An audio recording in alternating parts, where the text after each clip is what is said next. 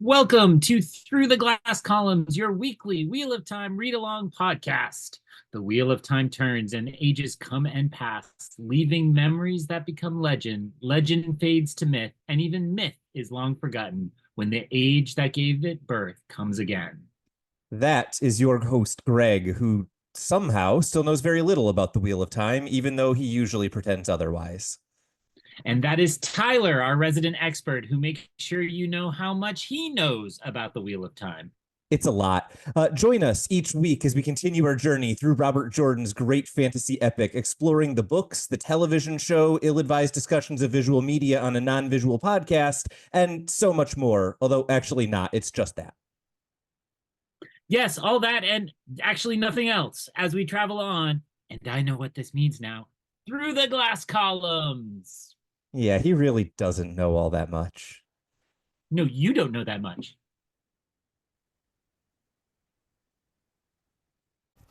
Hello, everyone, and welcome back to Through the Glass Columns, your weekly Wheel of Time read-along podcast. I, of course, am your host, Tylor, and I keep telling Greg that this book will eventually get good. And this week, Greg would have believed me that this book was going to get really good if he read this book for the romance, maybe. How did you feel about these chapters overall, Greg?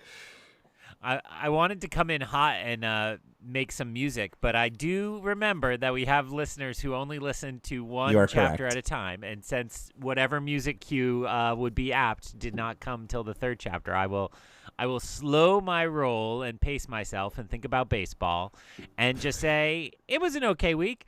I will tell you that I think I think the first of the three chapters is the most lost I've been in a while.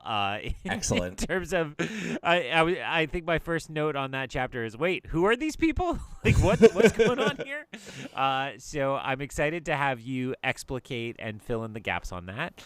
And other than that, it's exciting. We got past the halfway point, and it's now hopefully kind of a fast few months. I was going to say weeks, but few months. It's going to be a bit, yeah. Yeah.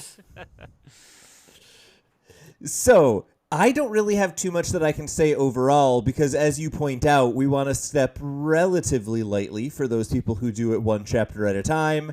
Why don't we dive straight into Chapter 29, Memories of Saldea, with a bunch of characters that Greg apparently does not remember.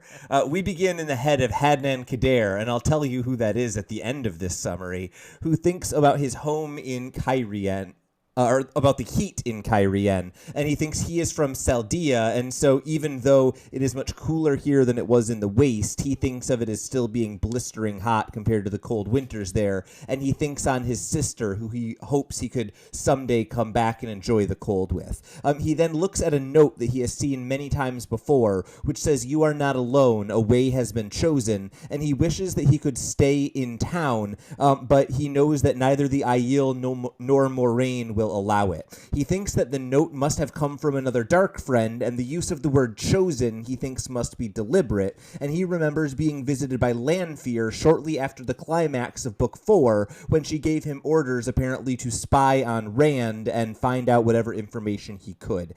He notes that the hand who wrote the note he is looking at was a female, and based on the forming of some of the letters, likely an Aiel. He worries that he is doomed if this note is referring to a chosen other than Lanfear, because then he will be kind of torn between two of the Forsaken, and that is a horrible thing for him. He then hears a knock at his door and answers it and sees Isendre in her black Guy Shane outfit, and she offers, when he asks her for information, she offers nothing on Jason Natale other than the fact that she has gotten instructions to be patient and she apparently is sleeping with him. At this point, Kadere then orders her to try even harder to seduce Rand, but she outright refuses, and even the threat of being displeased with Lanfear is not enough to sway her, and she apparently has been shaved and beat with nettles, and Kadere decides that she has been completely and entirely broken. Isendre assumes that Rand and Avienda are sleeping together, and she has apparently been threatened with Avienda being sicked on her.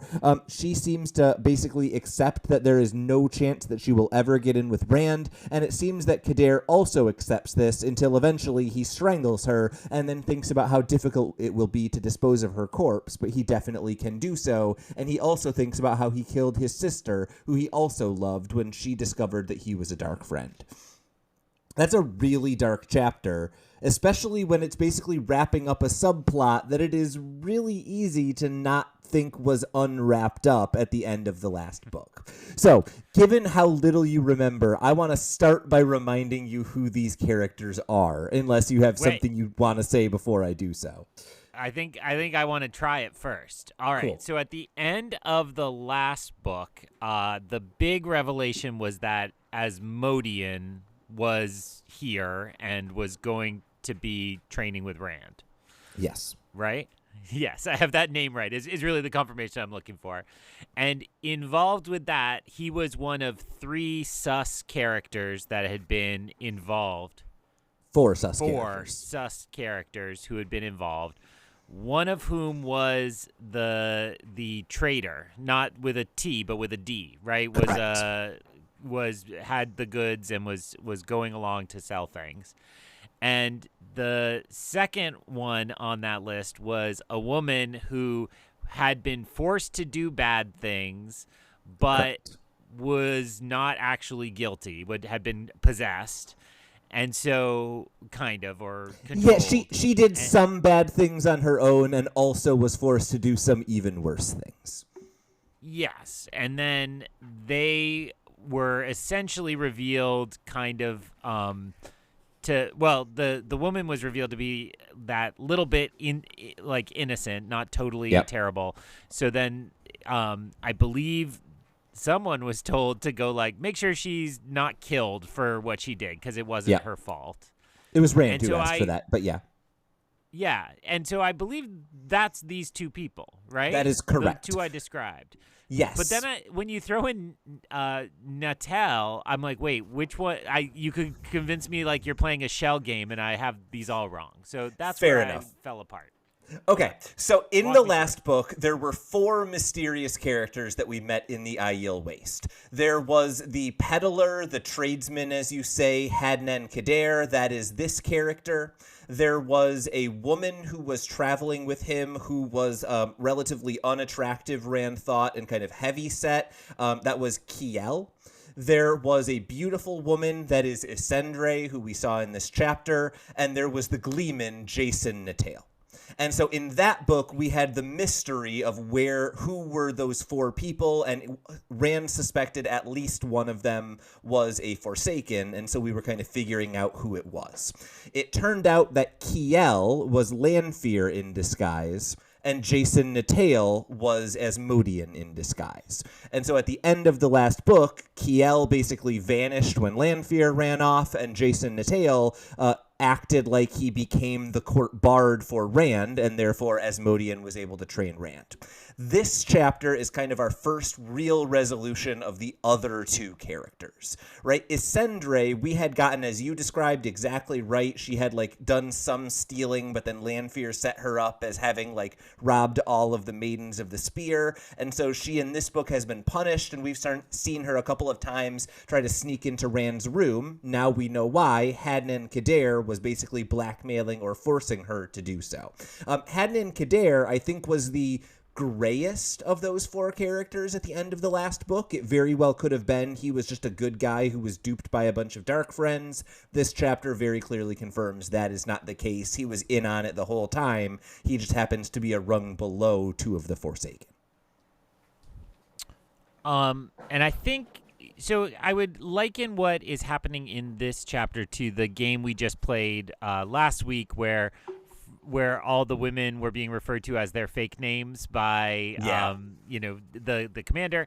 And so I think my confusion is a little natural at that, because you are asking us to go back 400 pages and interpret those. So I think I had it mostly correct. So I then have questions about the revelation of the book or this book, not last book, because almost everything you said was last book, that the revelation here is that the peddler is a bad guy. He's not a good guy. He's not a Forsaken, but he's he's a dark friend and he's like willing to do bad things. And it sounded to me like I should interpret he's being pushed by Lanfear, or was pushed a while ago by Lanfear, and he's kind of still working on her orders, but he's confused kind of what other dark forces are at work in this camp. Exactly. And in fact, his reaction to someone reaching out, another dark friend saying, I am willing to help you, his reaction is not, yes, I'm not alone. It's, oh God, what if it's a second Forsaken? It's scary enough being in Lanfear's service. So I think that kind of sets us up. Kadere in this chapter is both really a despicable, horrible person, and simultaneously is not like a dyed-in-the-wool zealot of the dark, right? He is not excited to do these works. He just kind of wants to get home and is happy to do whatever it takes to make that happen, even if that's really, really dark. And I think that's a really interesting character, given that most of the dark friends we've gotten in the series so far are either Forsaken or like Leandrin level, complete sold their soul. It's kind of interesting to see someone who certainly is not a good person, that is clear at the end of this chapter, but isn't quite so evil about it.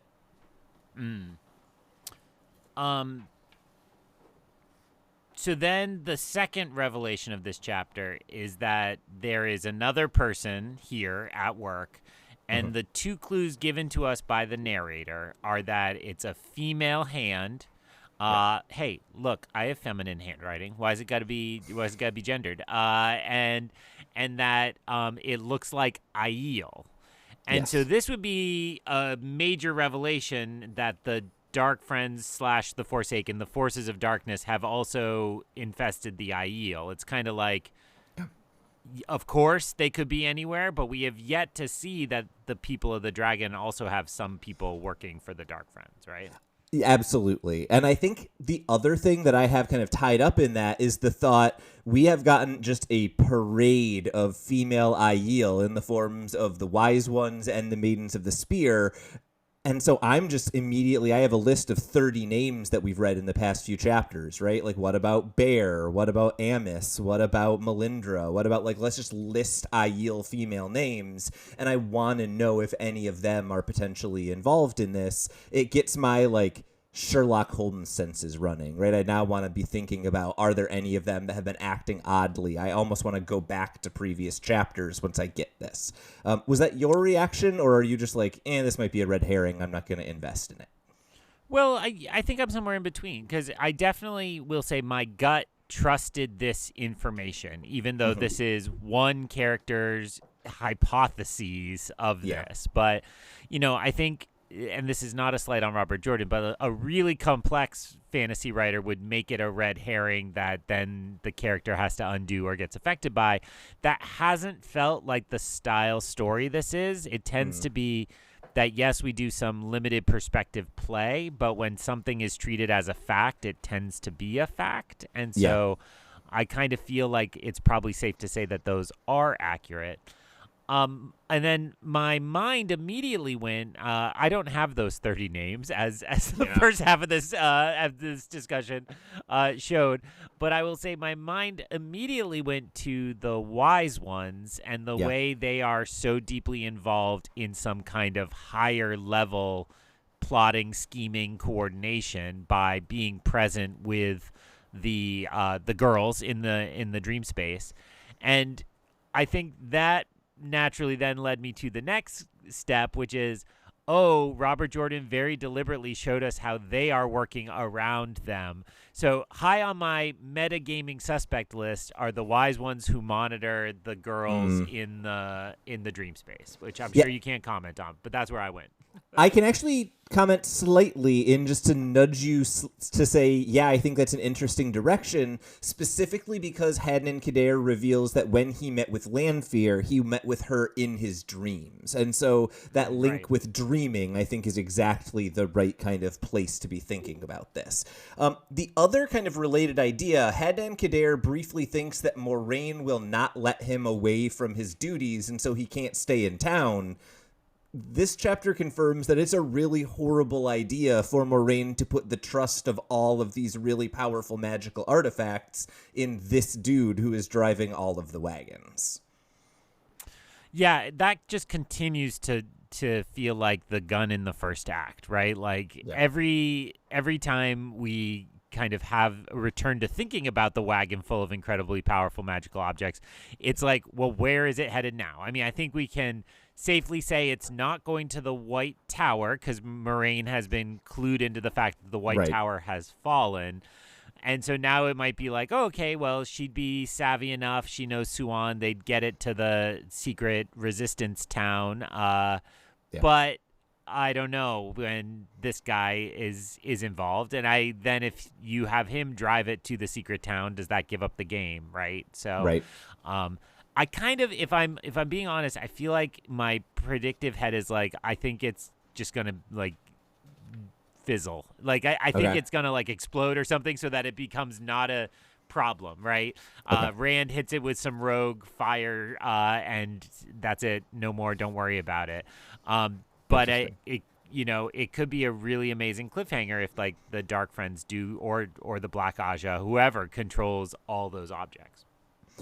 Yeah, no, I agree with that. This is the Chekhov's gun in this book or this series so far, and I'm really curious to see whether it kind of fizzles and makes way for something else, or whether we get to see the big explosion. Looks like you're about to say something. I will say part of what makes me think fizzle is the fact that there's one really powerful one and it's not in the train, right? It's on Rand. And so that to me makes it seem like whatever happens, I picture a million movies where the train just goes off the cliff into the ravine. Like that's it. And that's why we call it Clayton Ravine. That's a Back to the Future 3 reference. Everybody's favorite Back to the Future movie. The last time Zemeckis made a really good movie. It's a little sad. Yep, true. I just saw his new one. Definitely true. I don't really have a whole lot to say about Isendre or violence against women. It's icky, and I'm glad it's not an entire chapter like it would have been in Game of Thrones. The last note that I have here is the last piece of information that Isendre gives to Kadere doesn't seem super important to Kadere, but it does seem important once we think about who he is reporting to. Because if Isendre tells Kadere that Rand is sleeping with Avienda, and we presume that Kadere will tell that to Lanfear doesn't seem like the kind of person who would be super happy with the dude she thinks of as her man sleeping with another woman. So this also feels like a potential detonation waiting to happen. But don't worry, it's not true. They are not sleeping together at this chapter, so we don't have to worry about it. They can just talk it out and clarify, and it's all good. Yeah, false rumors have never hurt anyone in politics or otherwise. I have nothing else to say about this chapter. Chapter 30, A Wager.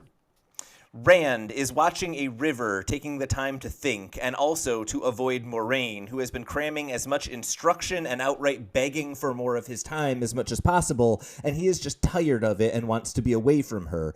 He thinks that it has been...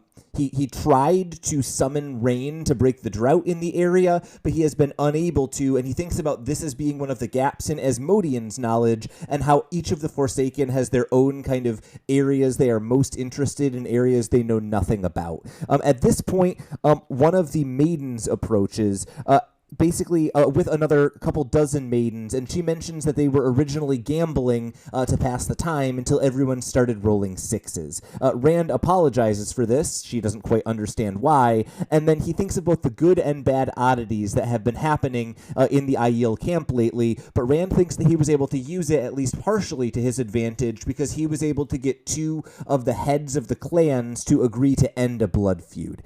He asks after Anila and Adolin, two of the maidens who had violated their promise to him by running off, and he is told that they will return when they are done playing with dolls. He agrees when the maidens say that he needs to eat, and then turns to make his way towards his tent, but at this point a large group of Aiel arrives surrounding a smaller group of mounted individuals, some of them wearing the armor of Cairhien and some of them wearing the armor of Tyr. One of the lords from Tyr recognizes Rand, despairing at first that he has been captured, until Rand eventually says that he leads the Aiel and calls himself Kara Karn. At this point, he calls the Cairhienin lords forward, and they ask him whether or not he sent the Aiel against Cairhien. They say that the Shaido besieged the city about 3 days ago, and the Cairhien lords ask him to save the city, and he agrees. They worry that the Aiel will be too late since they don't have any horses, and they give example of the Shaido torturing commoners, and the lords initially dismiss this until they remember how Rand feels about commoners, and then Ruark says they will be able to reach the city in 7 days, but the Cairhienin insist that's impossible without horses. At this point, Rand says that he wants the Cairhienin to send word to those in the city by sending their fastest and rotating horses, but not give Couladin any warnings. They must only send those who are trustworthy. The Cairhienin lords all agree, and Lord Adorian sticks around, saying that he snuck out of Cairhien so he can sneak back in, and then he wants to make a wager with Rand for 1,000 gold pieces. Rand says he does not have it, but Ruark accepts the wager on his behalf for 10,000 gold pieces, and when Rand says he doesn't have anywhere near that amount of money, he is reminded that when the Aiel take the fifth, the leader is allowed to take 1/10 of that fifth, and so Rand thinks he is likely the wealthiest individual he has ever known. He thinks that this is very much the same as a tax after the Aiel pointed out, and he realizes he doesn't know what taxes are for, but he thinks that Elaine could potentially give him lessons on what this will do. Ruark says that he will question some of the nobles to see what is going on and suggest scouts. The maidens seem eager for Rand to choose them, but instead he chooses another society, and at this point Sulin tells him that he tends his people well, and he makes his way towards his tent. Boy, is this a chapter that I have very little to say about, but we're getting close, right? It appears that we are now a week away from the real things happening. What did you feel about A Wager? I thought it was really interesting that these scouts, these men, kind of accept pretty much everything Rand has said, because it kind of feels like a pretty good story that first, I command all the Aiel. Oh, yeah. But not those Aiel. Like, don't worry about that. And so, I think the main purpose is to set up that kind of let us know what the other batch of Aiel have been doing, but at the same time, to me it portends like future complexities and difficulties if you have a huge Aiel army laying waste to a city, and then you show up with a different giant Aiel army, and you're like, I swear those other guys weren't with me; they were with Couladin. And I'm currently reading a Revolutionary War history book, and there was a military figure named it wasn't quite right. I think it was Couladin. I was like, Robert Jordan, did you do that? I don't think it was true. It was somewhere around Philadelphia in 1777, but I forget exactly what the figure's role was. So I think, to me, again, Robert Jordan hasn't done a lot of that type of play, but I think it's so kind of clearly laid out.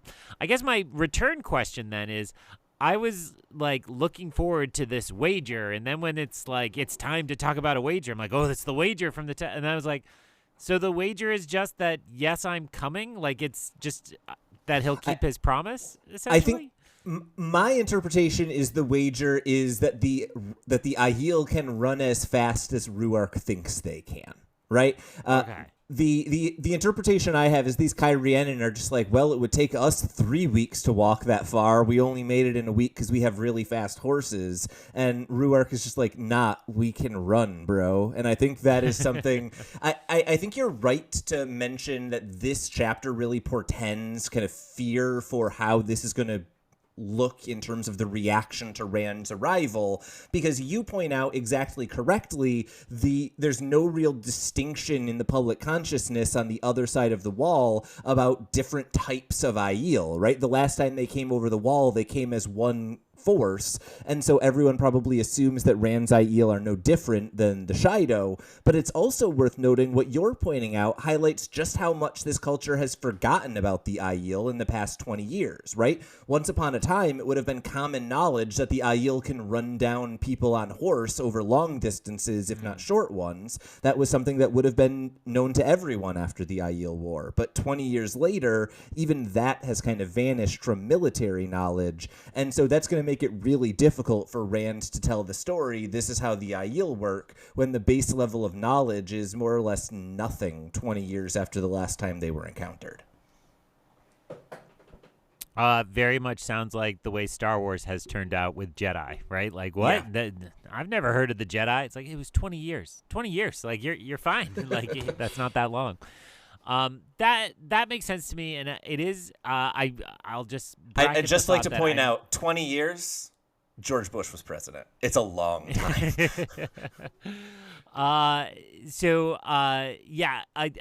I'm interested to see this depicted cinematically on the television show eventually. You know, I keep thinking of, there's that great shot, I guess it would be in Endgame, where all the Avengers are charging towards the aliens and Captain America and Black Panther are just like, way out ahead of everybody a few steps away. And they don't really hang a lantern on it, but you're like, well, they're the two, fastest, best superheroes in that particular regard. So it's pretty cool. So I'm picturing something like that. My version of this that I've been waiting for with the TV show is, I don't know whether it's the Battle of Kyrien or something in this series. I just want this show to get to its Battle of the Blackwater, right? Like, I just need one giant battle sequence, either this one or maybe the battle in the Two Rivers at the end of the last book. But I just need one real good, like, lines of war. My Minas Tirith moment is what I'm looking forward to on this television show.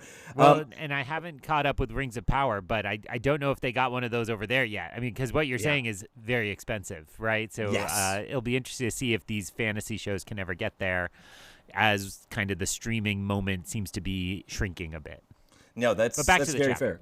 Absolutely. I want to actually start with the beginning of this chapter, which is a thing I've said like 8 times in 8 successive weeks, but I need to get your reaction. Moraine literally begged. Like, it's the same thing we've been talking about over and over again. Her desperation is the only thing we're hearing about her, but I can't imagine Rosamund Pike's Moraine begging. No, it's so. I actually was thinking about her portrayal and also just her character on the show, which has been on a very different journey so far. And so when I am experiencing those parallel universes, I start to assume that we're just getting plot lines that are in the books early in the television show, or plot lines that are, it could go the other way.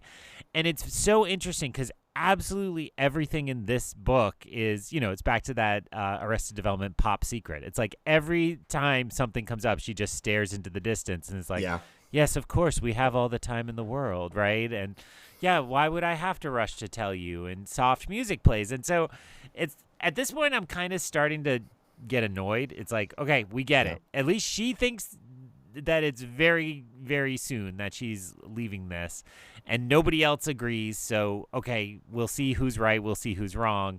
Yeah. But, to the spirit of the question, it's like, well, she's incredibly low all of a sudden. And so it's interesting to think about how desperate she must be to go that far. And the other thing that I found really interesting, kind of tied up in that, was Rand thinking so much about his balance of how much time he's spending with Moraine versus Asmodean, right? He seems to see that as a zero-sum game, and so the more that Moraine is desperate, the less time he's learning channeling. There's something a little bit worrying to me about a character who can learn from a truly horrible person, or the great lady who can't lie, who's desperate to help you, and he's picking the horrible person over and over again. It's not quite angel on one shoulder, devil on the other, because I do think in both cases he thinks he's getting good help and doing, preparing in better ways. But and I don't think it's quite in the spirit of the question, but there are a couple fleeting references to Lan here, and Lan felt like such a mentor so long ago, and now, my hope going into this book was that he'd be back, and he's around, but he's really not a character, at least thus far. Yeah, you're gonna have to wait a little bit on Lan. I'm sorry, buddy.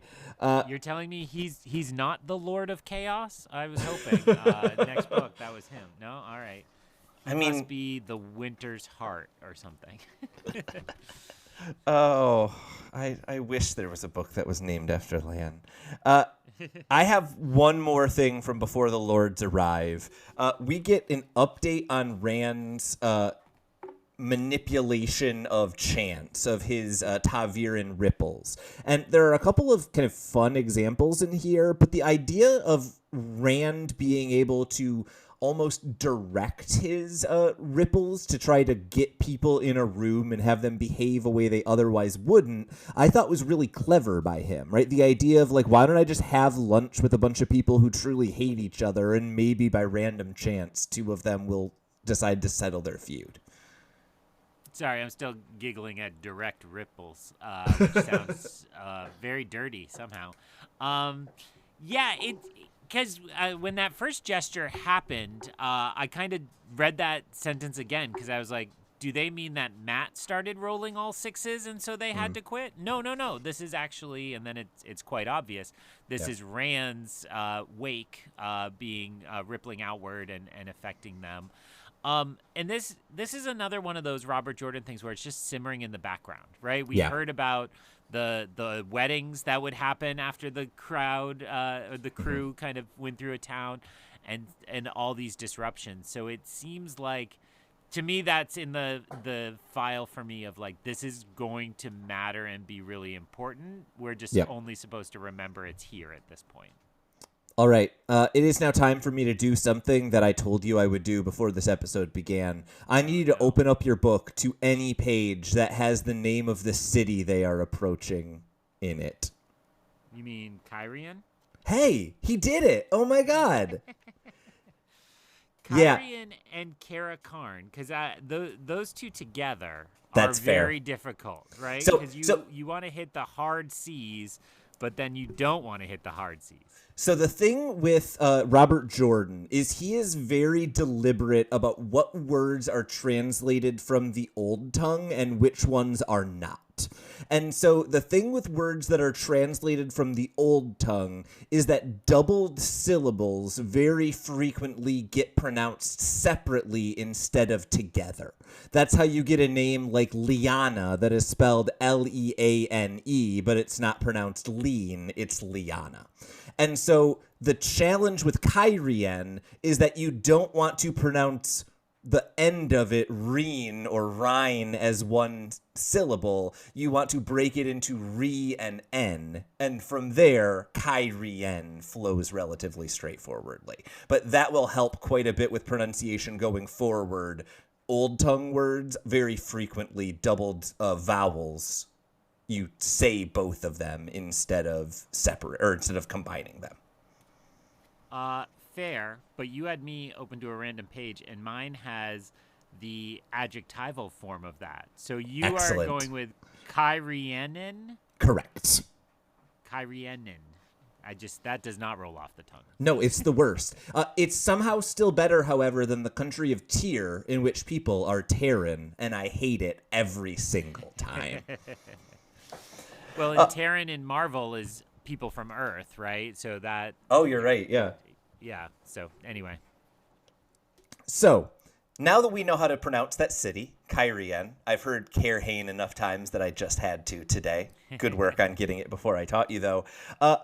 Kyrian is really interesting because it is a city that we are first getting to experience. Well, we first got to experience a few books ago when Rand was there, and now we're getting to come back from a very different perspective. And I think that's what's exciting about this city. It's our first time going back somewhere under very different circumstances. And the first version of this is when Rand was last there, he was mostly staying in the foregate and only interacted with the nobles at the one ball that he went to. This time, his first interaction is with these generals and nobles, and they do not make a great impression on Rand as far as I read this scene. What was your take on Rand's kind of interaction with these seemingly very stuffy and full of themselves soldiers who think that they are much better than the Aiel, but also at the same time, I thought the contrast between the Kyrianin and the Aiel leaders was very interesting to see how differently they interacted with Rand. I'm going to try to get the potential influence in the right direction, but these characters feel like they leave here and go straight to Westeros, and that's what becomes Game of Thrones, right? Like, this feels like the way we should read Kyrian is that it's just these elite nobles playing their political games, and just trampling and trouncing all over the kind of common folk with total abandon. Yeah. And I thought is it the next chapter where they talk about the town they're in? Yeah. And they're like, this town was on fire, but it was actually on fire like 3 times before the last fire. Yes. And I thought that was really just to show us that this has been basically since we left, because Rand disrupted this town, and now that since in the year that's happened, it's been total chaos as these nobles have been fighting each other to see who could become the winner.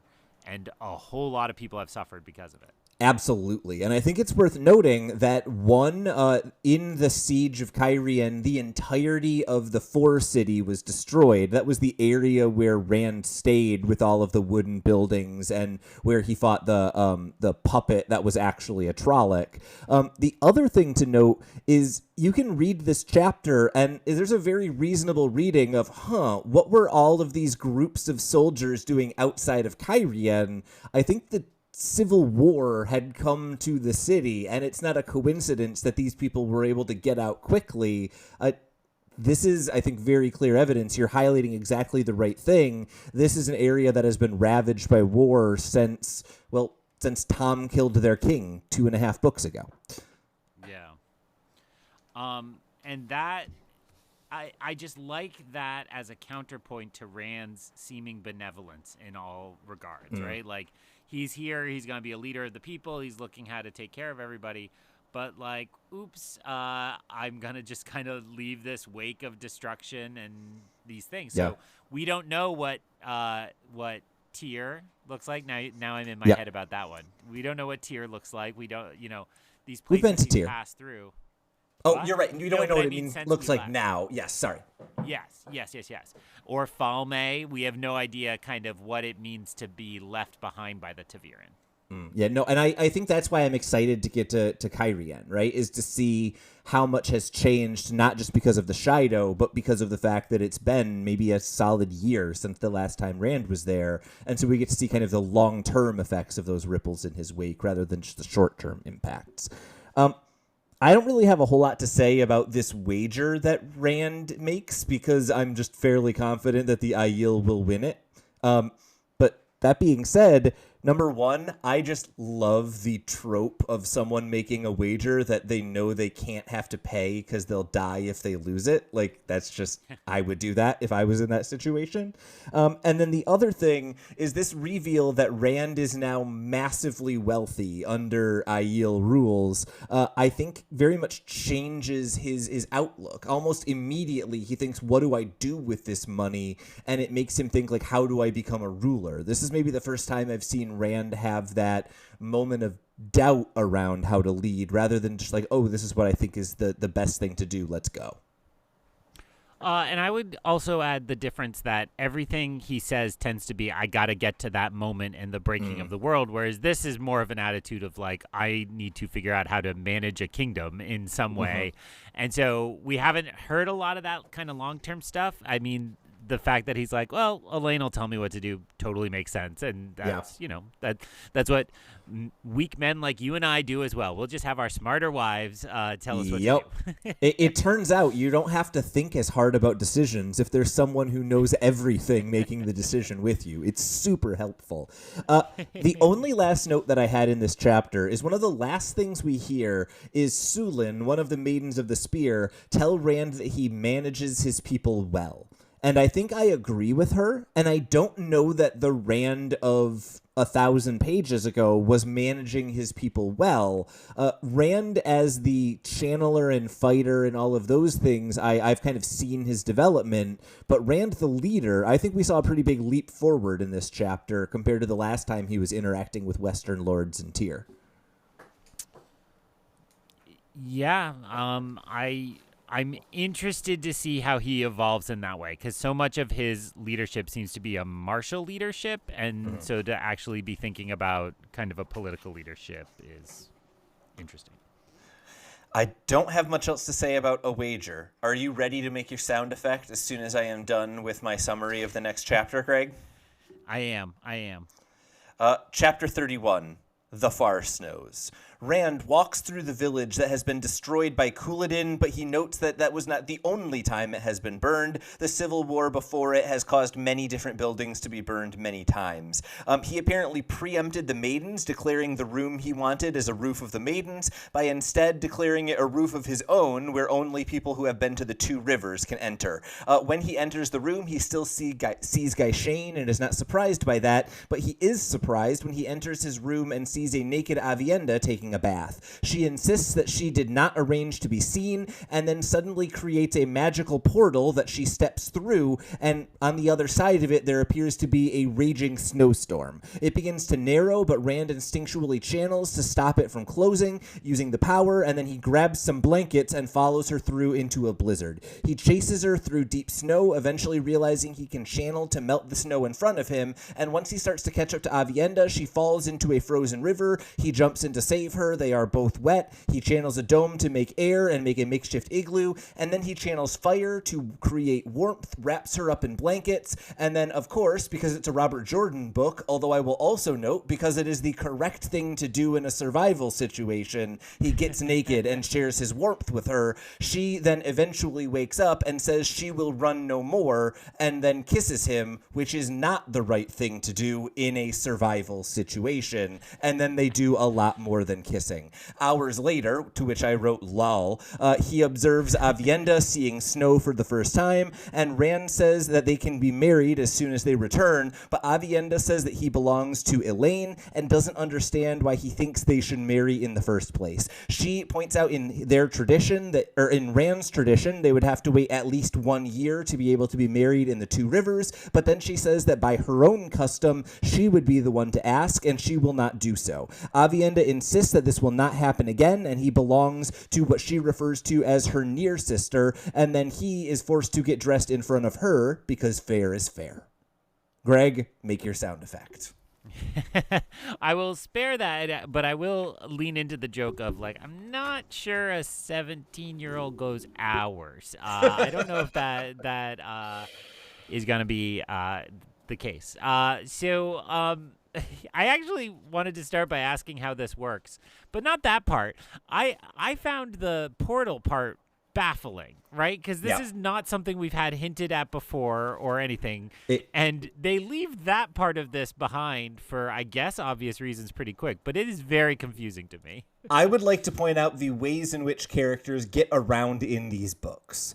We start with walking, and then taking horses, and then the ways, and then portal stones, and then what Rand in this book refers to as skimming, which is opening a portal to a somewhere, and then taking a platform, and then taking another portal, and now just go somewhere immediately, right?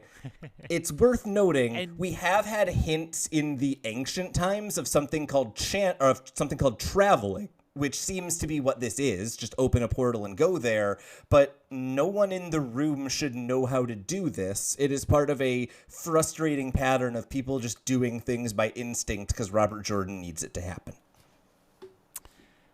Well, and that's what I was going to ask. So it is correct to read this as Aviendha did it unintentionally, and then she kind of got sucked through, but then when she's through, she just runs? I think she fled through. I think she was her natural kind of fear/instinct was, I must get out of here.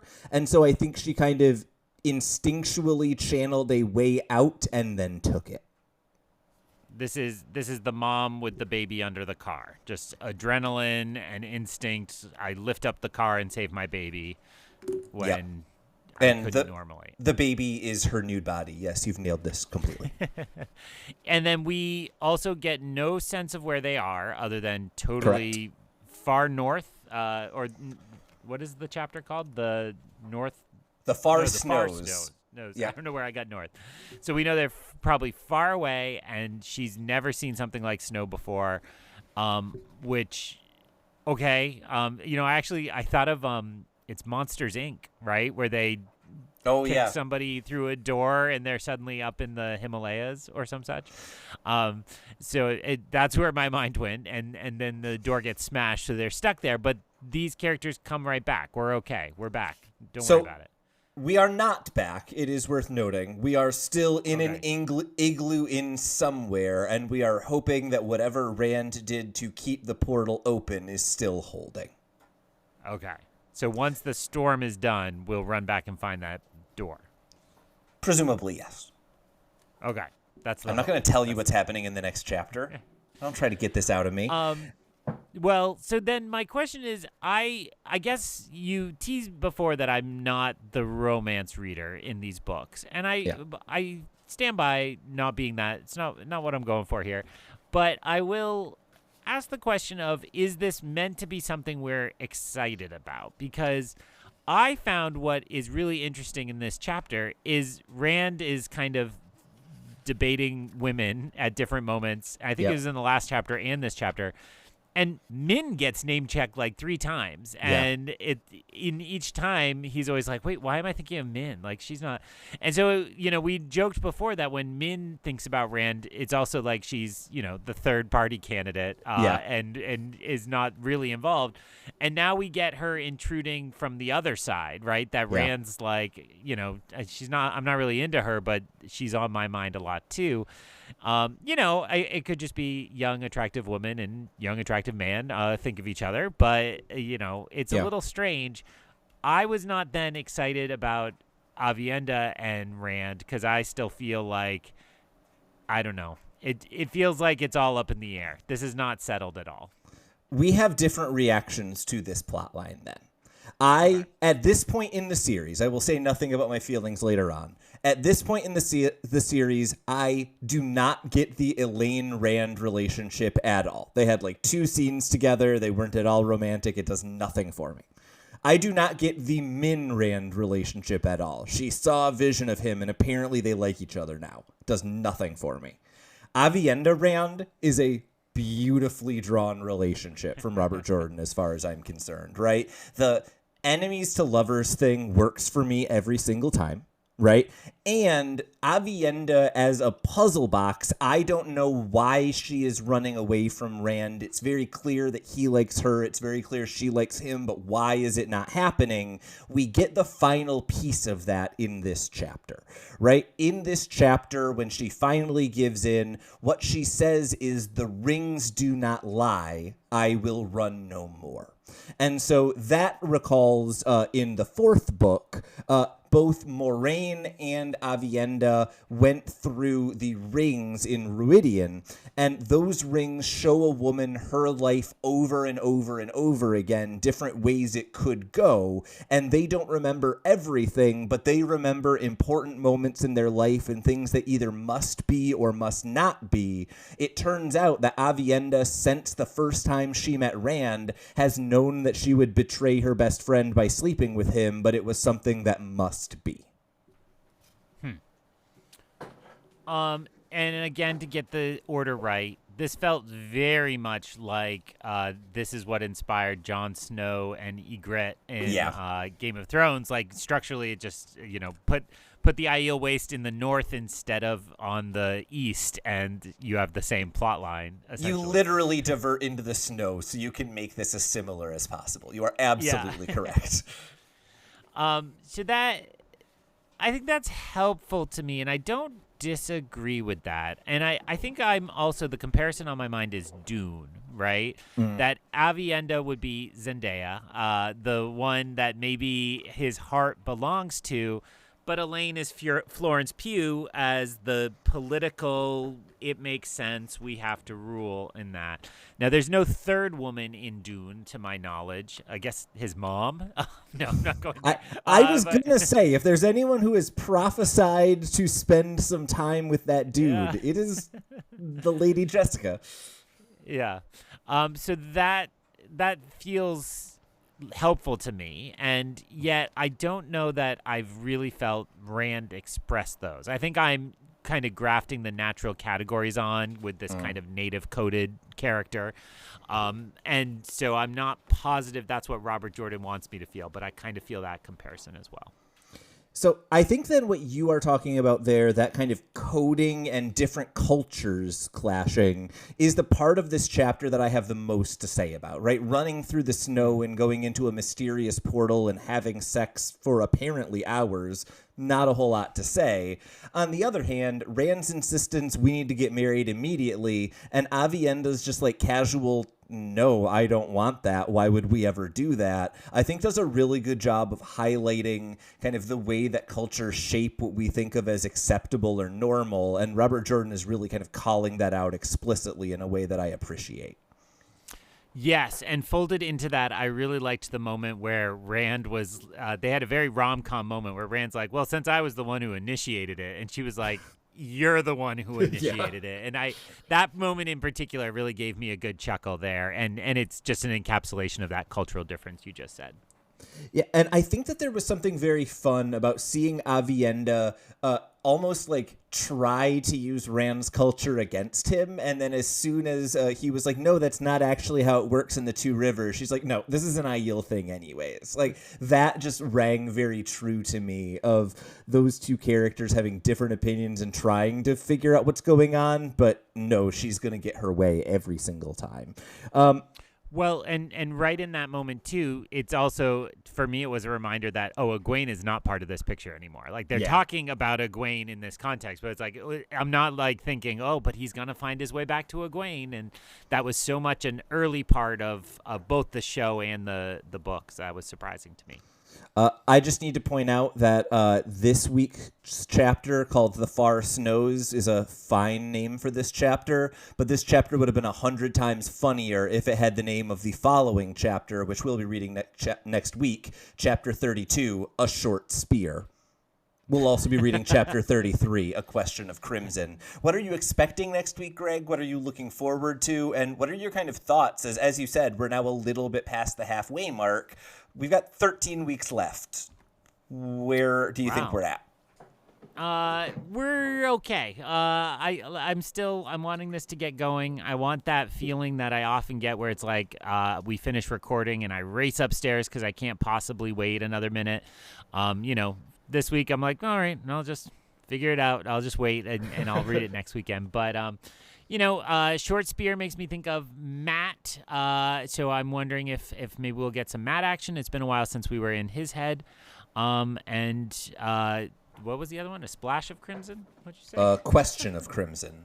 A Question of Crimson. I really don't know. I got nothing on that. But I'm excited to continue the journey, of course.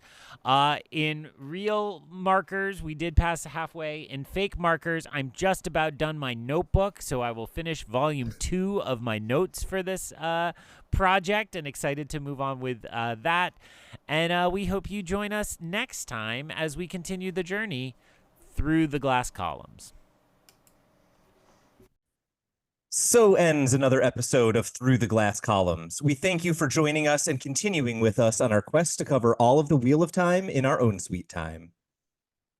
This podcast features original content developed by Tylor and Greg Cass and is not in any way affiliated with, associated with, or condoned by the Robert Jordan Estate, Tor Fantasy, Amazon, or our wives. All content is intended for entertainment and educational purposes only. If you're enjoying this podcast, please seek out the books from your local bookshop or library and join us as we continue our journey. If you'd like to contact us to share your thoughts or give feedback, find us on Instagram or Threads by searching Through the Glass Columns. Thank you once again for being a part of this community. If you're enjoying the show, please subscribe, leave us a review wherever you are listening, and recommend this show on your social media to help us grow our community. We look forward to welcoming you back next time on Through the Glass Columns.